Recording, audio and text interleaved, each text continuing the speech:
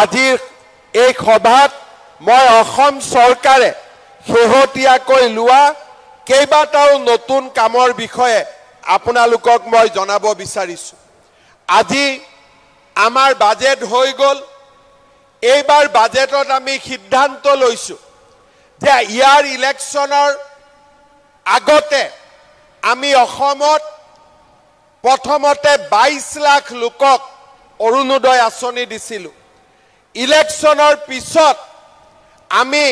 28 লাখ লোকক অৰুণোদয় আঁচনি দিছিলোঁ। এইবাৰ আমি সিদ্ধান্ত লৈছোঁ যে অসমৰ 40 লাখ পৰিয়ালক আমি অৰুণোদয় আঁচনি দিয়াৰ কাম হাতত ল'ম। আপোনালোকক ইতিমধ্যে ফৰ্ম বিতৰণ কৰা হৈছে। ৰাভা হাছঙত ইলেকশ্যনৰ কাৰণে আমি অলপ পিছ পৰি আছোঁ। ইলেকশ্যন পাৰ হৈ যোৱাৰ পিছতেই আমাৰ দুধনৈ, পশ্চিম গোৱালপাৰা, পূব গোৱালপাৰা সমষ্টিত আমি 40,000 পৰিয়ালক, সৰ্বমুঠ 1,20,000 পৰিয়ালক আমি অৰুণোদয় আঁচনি দিয়াৰ কাম আমি হাতত ল'ম। আজি চিন্তা কৰক, 1,20,000 পৰিয়ালে মাহৰ 10 তাৰিখে অৰুণোদয় আঁচনি লাভ কৰিব। কংগ্ৰেছ দলে মোক সদায় সমালোচনা কৰে যে আপুনি অৰুণোদয় আঁচনি দি আপুনি ভুল কৰিছে। মই বিধানসভাত কংগ্ৰেছ দলক সদায় এটা কথা কওঁ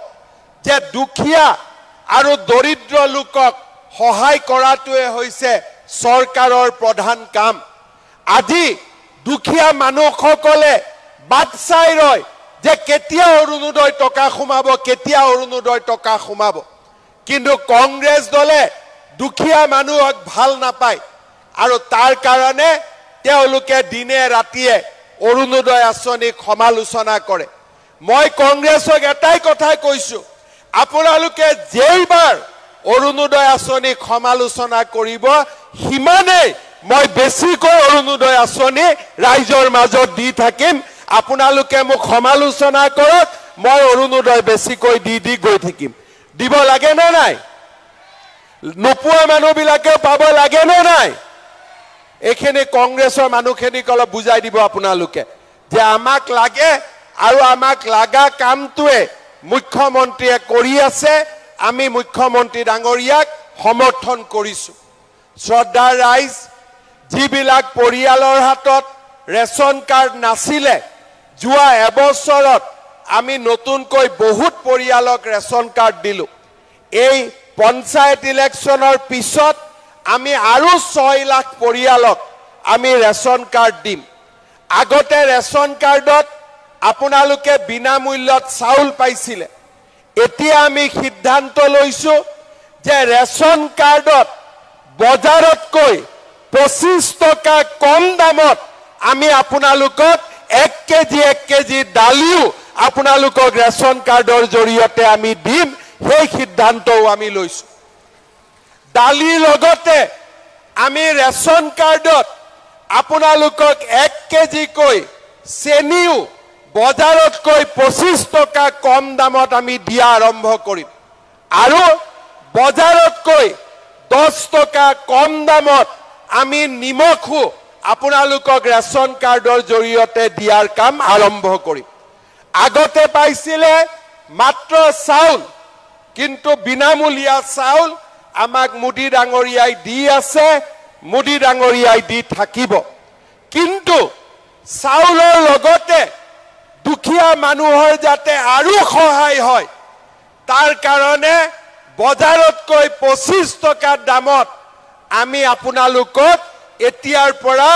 1 কেজি দালি, 1 কেজি চেনি আৰু বজাৰতকৈ 10 টকা দামত আমি আপোনালোকক 1 কেজি নিমখো দিয়াৰ ব্যৱস্থা কৰিম। শ্ৰদ্ধাৰ ৰাইজ, 1250 টকা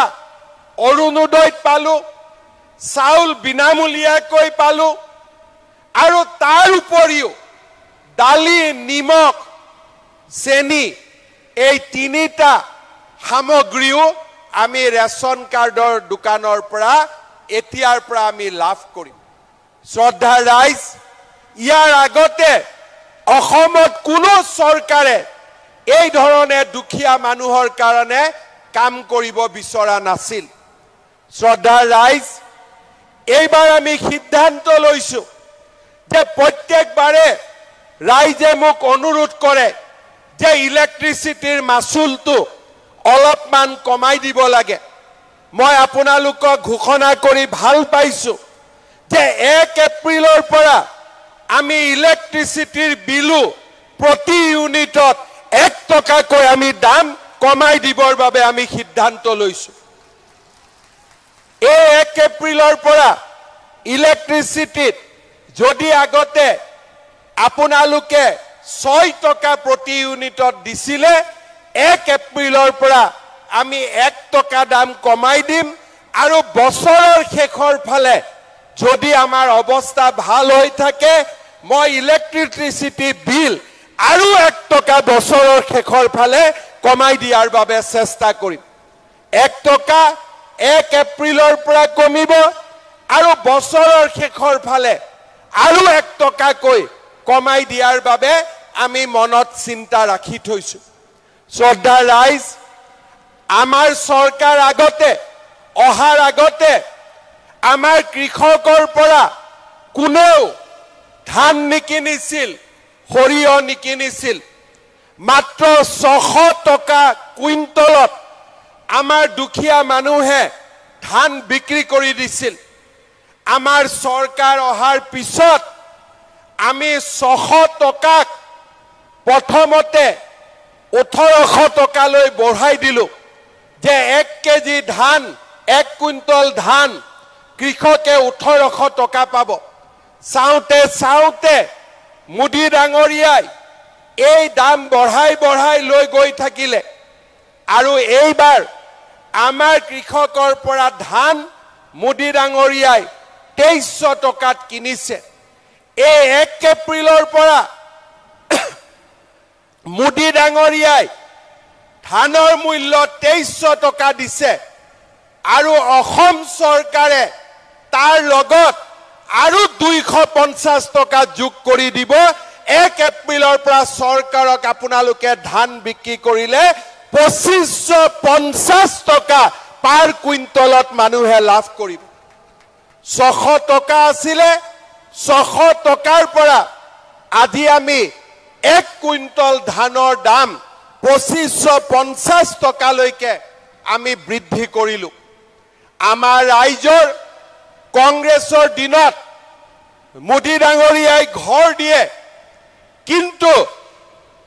জিঅ' টেগিং আমাৰ ঘৰৰ নহয় আমি জিঅ' টেগিং কৰিবৰ বাবে মানুহক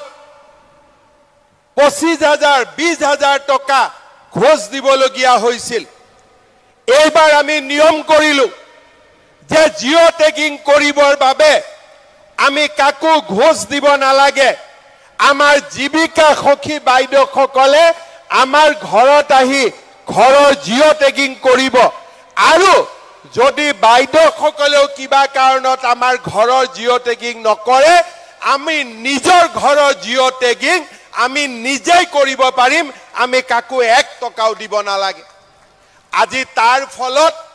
যোৱা 15 দিনত অসমত 19 লাখ পৰিয়ালৰ ঘৰ জিঅ' টেগিং হৈছে কতো অভিযোগ নাই যে কোনেও 1 টকা খুজিছে আজি আমি ৰাভা আছঙৰো প্ৰত্যেকজন দুখীয়া মানুহক মই আহ্বান জনাম জীৱিকা সখী বাইদেউসকলক ঘৰত লৈ যাব ঘৰৰ জিঅ' টেগিং কৰিব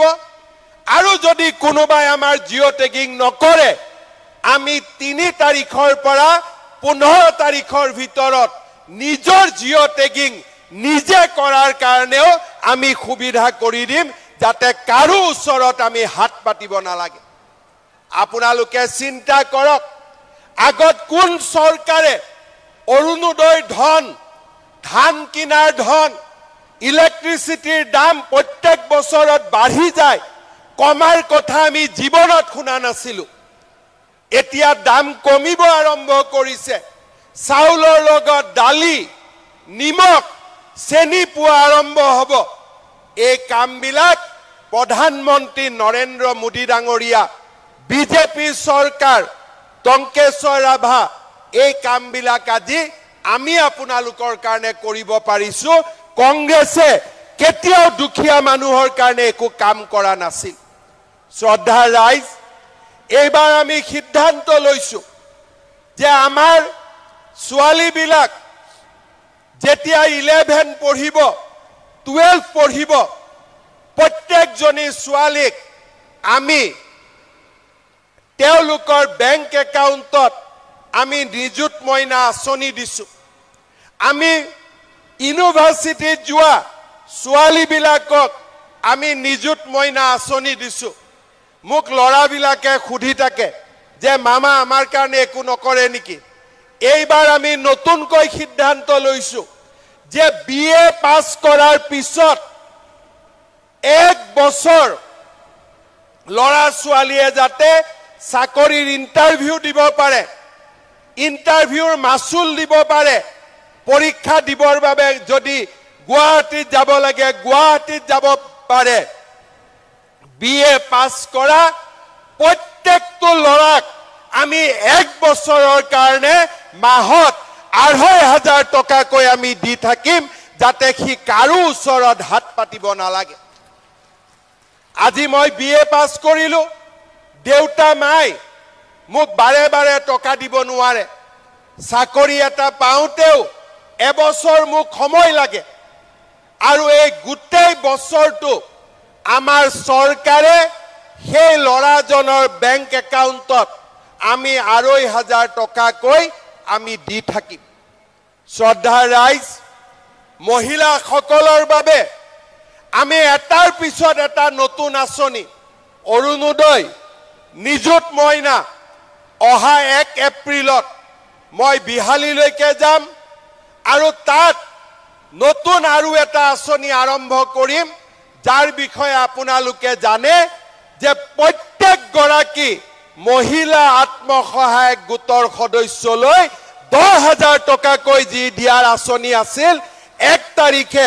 বিহালী সমষ্টিত সেই আঁচনি আমি আৰম্ভ কৰিম ইলেকশ্যনৰ পিছত দুধনৈতো দিন এটা ললে পশ্চিমতো দিন এটা ললে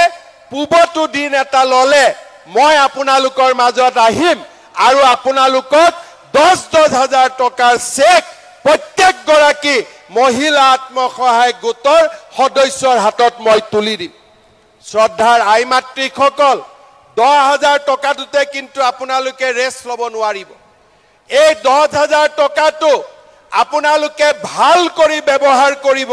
যাতে পিছৰ বছৰ মই আপোনালোকক ২৫,০০০ টকাকৈ দিব পাৰো তাৰ বাবেও আপোনালোকে পৰীক্ষাত পাছ কৰিব লাগিব যদি ১০,০০০ টকাটো মোৰ হাজবেণ্ডে লৈ যায় মই পৰীক্ষাত ফেল কৰি যাম কিন্তু ১০,০০০ টকাটো মই যদি ভাল কৰি ব্যৱহাৰ কৰো আমাৰ খালখনত ব্যৱহাৰ কৰো গাহৰি পালন কৰো মুৰ্গী পালন কৰো তেতিয়া হলে আমি আৰু ২৫,০০০ টকা লাভ কৰিম অলপ বেছিকৈ গাহৰিও পালন কৰিব লাগে তেতিয়া কিছুমান মানুহ ঘৰৰ কাষত নাহে আৰু হয় নে নহয় অলপ গাহৰিটো বেছিকৈ চলাই দিব লাগে হয় নে মইতো বিচাৰো যে অসমত গাঁৱে গাঁৱে গাহৰি হৈ যাওক যাতে মাটি দখল কৰিবৰ কোনো নাহে হয় নে গতিকে গাহৰিটো অলপ বেছিকৈ চলাব লাগে শ্ৰদ্ধা ৰাইজ আজি নিযুত মইনা আঁচনি অৰুণোদয় আঁচনি জিঅ' টেগিং মহিলাৰ উদ্যমিতা আঁচনি ইলেক্ট্ৰিচিটিৰ দাম কম কৰা কৃষকক ধান চাউলৰ বাবে অতিৰিক্তকৈ টকা দিয়া এই কামবিলাক কোনেও আগত নকৰিছিল প্ৰথমবাৰৰ বাবে আজি আমি ভাৰতীয় জনতা পাৰ্টিৰ উদ্যোগত এই কামবিলাক হাতত লৈছো শ্ৰদ্ধা ৰাইজ জনজাতীয় লোকৰ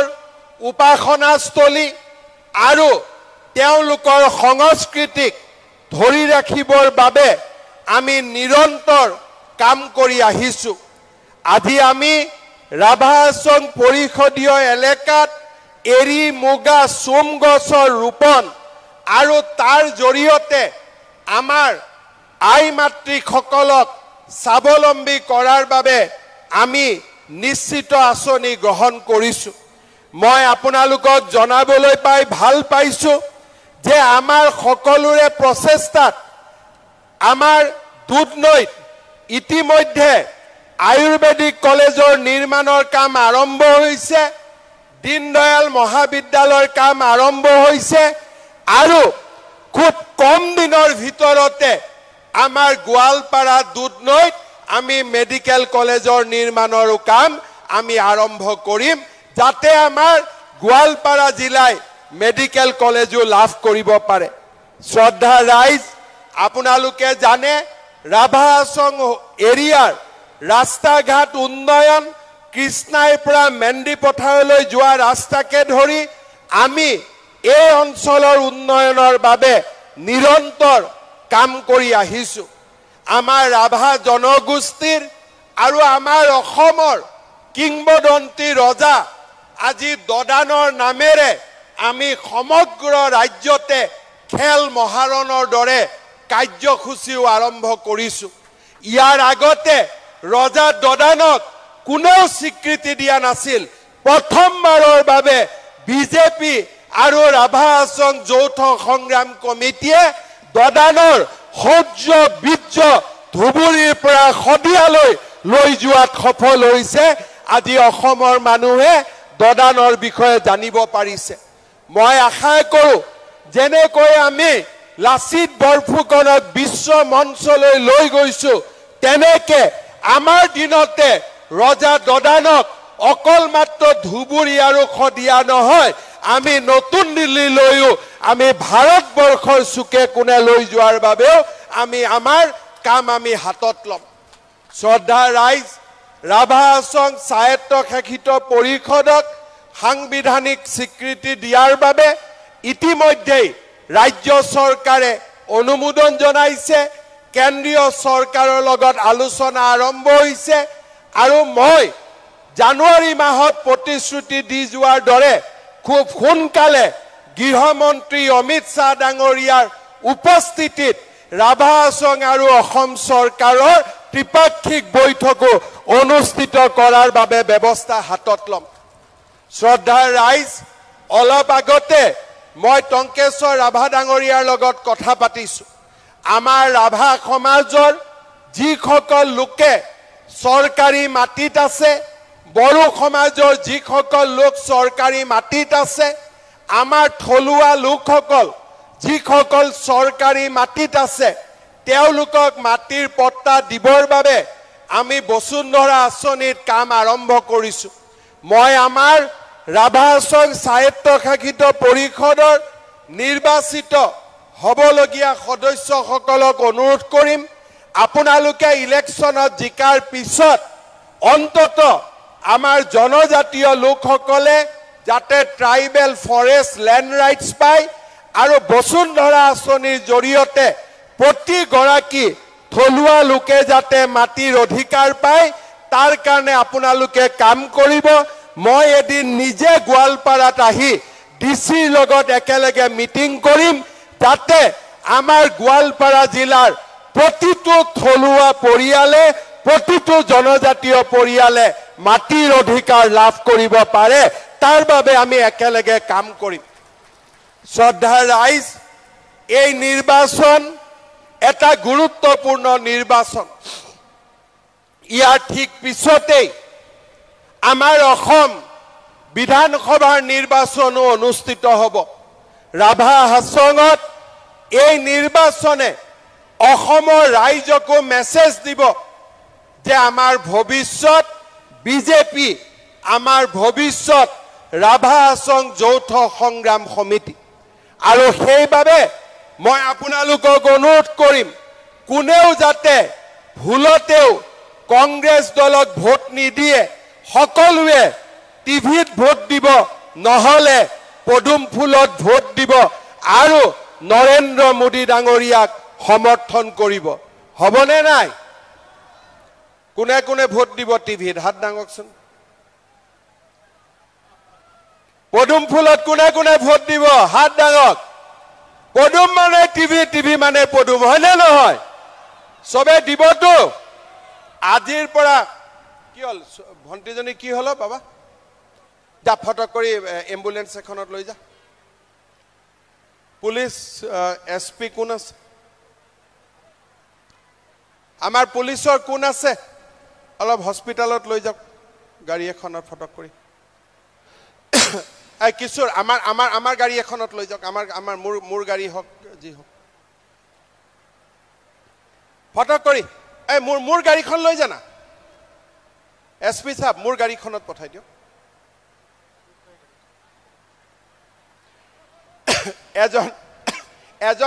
এজন এছআই উঠি লওক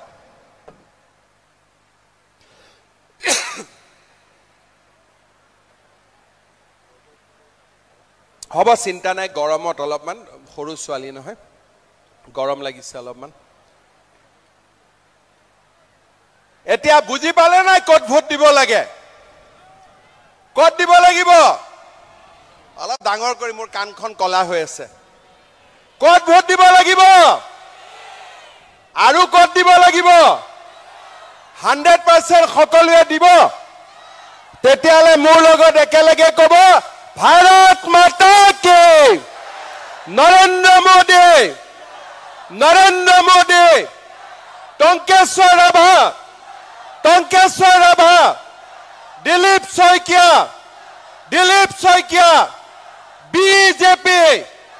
বিজেপি ৰাভা আসন যৌথ সংগ্ৰাম সমিতি বহুত ধন্যবাদ ইলেকশ্যনৰ পিছত একেলগে মহিলাসকলক চেক দিবৰ কাৰণে আকৌ এদিন আহিম বহুত ধন্যবাদ জয় হিন্দ বন্দে মাতৰম